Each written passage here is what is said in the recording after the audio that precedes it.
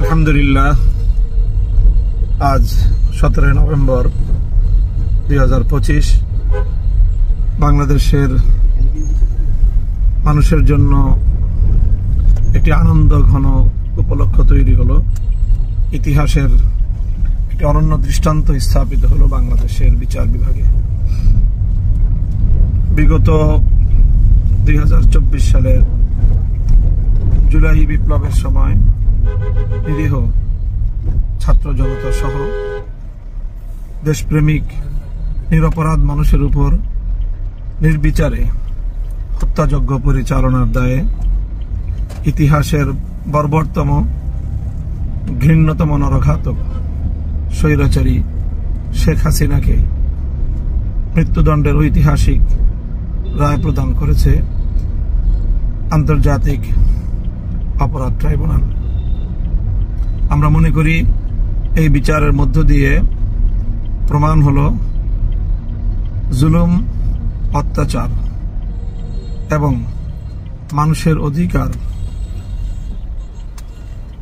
হরণ করে নিস্তার পাওয়া যায় না।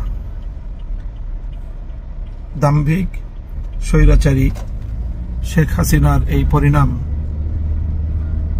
বাংলাদেশের আগামী সকল শাসকদের জন্য একটি দৃষ্টান্ত হয়ে থাকবে।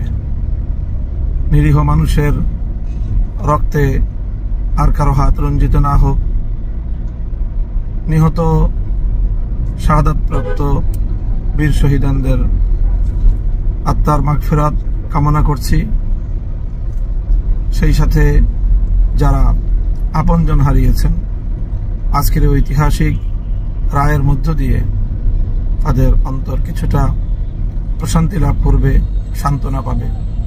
যারা জীবনের তরে পঙ্গুত্ব বরণ করেছেন, তারা একটি সান্ত্বনা নিয়ে জীবনের অবশিষ্ট সময়টুকু অতিবাহিত করতে পারবে। বাংলাদেশ ফ্যাসিবাদ মুক্ত, স্বৈরতন্ত্র মুক্ত একটি সুন্দর বাংলাদেশের দিকে এগিয়ে যাবে প্রত্যয়দীপ্ত কদমে। সেই প্রত্যাশা ব্যক্ত করছি আমরা।